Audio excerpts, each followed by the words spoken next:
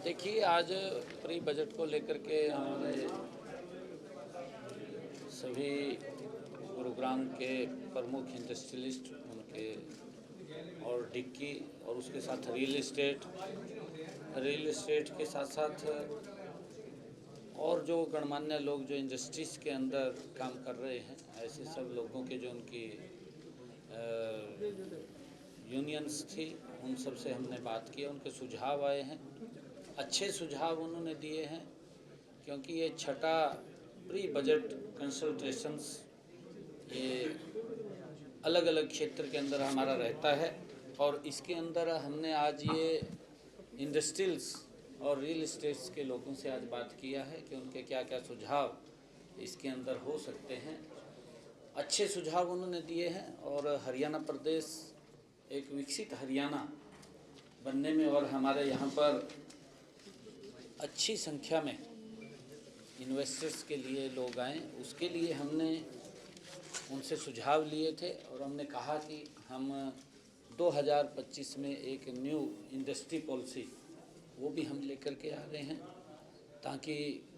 और ज़्यादा इन्वेस्टर्स हरियाणा के अंदर आ सकें। और हमने अपने संकल्प पत्र में भी कहा है कि हम 10 जिलों के अंदर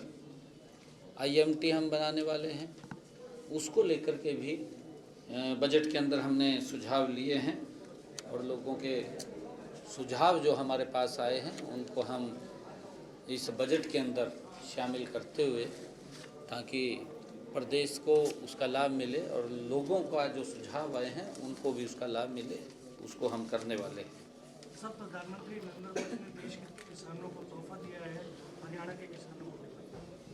हाँ, कल नव वर्ष के ऊपर देश के यशस्वी प्रधानमंत्री नरेंद्र मोदी जी ने, क्योंकि आज तक इस प्रकार की, क्योंकि मैं ये मानता हूँ एक्चुअल में कांग्रेस पार्टी ने किसानों के साथ धोखा किया है, कांग्रेस पार्टी ने किसानों का शोषण किया है और हम ये मानते हैं कि कांग्रेस के समय के अंदर हमारे जो उर्वरक हैं उनके दाम बढ़ गए थे, चाहे DAP है, यूरिया है, परंतु उसके दाम कम नहीं हुए, वो उसका वजन किसान के ऊपर पड़ा है। आदरणीय मोदी जी ने कल भी बैठक करके जो DAP और यूरिया के दाम बढ़े थे पिछले दिनों, पीछे भी सब्सिडी दी थी और कल भी 38,500 करोड़ रुपए की सब्सिडी का ऐलान किया है। हम स्वागत करते हैं, इसका हमारे किसानों को बड़ा लाभ वो मिलेगा, उनके ऊपर कोई दबाव नहीं पड़ेगा, उसके खर्चे कम होंगे, उसकी इनकम बढ़ेगी, उसकी पैदावार ज़्यादा होगी। और ये चिंता अगर कोई कर सकता है तो नरेंद्र मोदी जी जैसा व्यक्ति ही चिंता कर सकता है कि हमारा किसान सशक्त और मजबूत होना चाहिए। आदरणीय प्रधानमंत्री जी ने इस बात को लेकर के भी कहा था कि हमने 4 स्तंभ के ऊपर काम करना है देश के अंदर। किसान है, जो उन्होंने ज्ञान की बात कही थी, गरीब है, युवा है और नारी है और हमारा अन्नदाता है, किसान है। अगर इनके हित के लिए, इनकी मजबूती के लिए हम काम करेंगे तो भारत ये विकसित राष्ट्र बनेगा, ये सशक्त भारत बनेगा। उसको लेकर के मैं आदरणीय प्रधानमंत्री जी का धन्यवाद करना चाहूँगा कि उन्होंने आने वाले समय के लिए जो 38,500 करोड़ रुपए की इस उर्वरक पदार्थों के ऊपर जो हमारा यूरिया और DAP है उसके ऊपर सब्सिडी दी है, उसके लिए हम धन्यवाद करते हैं और हमारे किसानों को इसका देश के अंदर बड़ा लाभ मिलेगा। किसान नेता डल्लेवाल लगातार अनशन में बैठे हुए हैं, सुप्रीम कोर्ट कह चुका है कि अनशन छुड़वाना है और कल पंजाब पुलिस भी पहुंची, लेकिन उसके बावजूद अनशन नहीं टूटा, क्या कहना चाहेंगे? माननीय सुप्रीम कोर्ट ने एक कमेटी का गठन किया हुआ है और कमेटी भी वो संपर्क में है और पंजाब सरकार को कहा है कि आप उसको देखिए, उनसे बातचीत कीजिए। और हम ये मानते हैं कि हमने हरियाणा के अंदर किसान की 100% फसल MSP पर खरीदने का निर्णय किया है अन्य चाहे पंजाब के हैं किसानों को वहाँ दिक्कत आ रही है, वहाँ की सरकार ज़रूर उनसे बात करे, उनको इस बात का आश्वासन दे कि वहाँ के किसान की फसल को MSP पर खरीदेंगे। सर, हरियाणा सरकार ने भी नए साल पर किसानों को बोनस राशि दी है, कैसे देखते हैं सर? नए साल से किसानों से शुरुआत की हरियाणा सरकार ने। देखिए, क्योंकि धान की फसल के कारण जिस प्रकार से बरसात कम हुई थी और हमारे किसान का खर्चा ज़्यादा हो गया था, उस खर्चे को कम करने के लिए प्रति एकड़ 2000 रुपये वो बोनस के रूप में किसान के खाते के अंदर पहुंचाया है। लगभग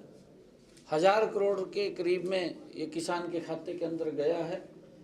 क्योंकि हमारी सरकार किसान हित के लिए, किसान की मजबूती के लिए निरंतर काम कर रही है और आगे भी करती रहेगी। ये क्योंकि कहीं पर भी अगर कोई दिक्कत परेशानी आती है, जैसे अभी बेमौसमी ये बरसात हुई है और बरसात के अंदर ओलावृष्टि हुई है, ओलावृष्टि के कारण कुछ हमारी फसलों को नुकसान हुआ है। हमने पोर्टल को उसको खोला है ताकि लोग जो उनका खराबा हुआ है, क्षतिपूर्ति पोर्टल को हमने खोला है, उसके ऊपर रजिस्ट्रेशन कर सकें और उसका खराबे का मुआवजा पिछले दिनों भी सरकार ने लगातार पिछले 10 वर्षों के अंदर अगर हम बात करें 13,500 करोड़ रुपया किसान के खाते के अंदर हमने उनके खराबे का पहुंचाया है। और आगे भी अगर इस प्रकार की कोई प्राकृतिक आपदा आती है उसके लिए सरकार तक हाँ देखिए, हमारा गुरुग्राम गति से आगे बढ़ रहा है और इसके अंदर इंफ्रास्ट्रक्चर को लेकर के जो भी यहाँ पर सुविधाओं की बात है उसको सरकार तत्परता से कर रही है। मेट्रो का भी मैंने पिछले दिनों यहाँ पर बैठक लिया था कि यहाँ इंटरनल जो मेट्रो उसकी हमने पूरी तैयारी कर ली है। लगभग 1 मई को हम यहाँ उसका भूमि पूजन वो करेंगे ताकि यहाँ के लोगों को जो ट्रैफिक का जाम है उससे सुविधा मिल सके। और एक हमारे यहाँ पर पिछले दिनों जो 700 बेडेड सिविल हॉस्पिटल बनाने का बात थी उसकी तरफ भी हम गति से बढ़ रहे हैं, क्योंकि गुरुग्राम मेडिकल हब है और यहाँ पर लोग काफ़ी संख्या के अंदर उनको स्वास्थ्य सुविधाएं यहाँ पर मिलें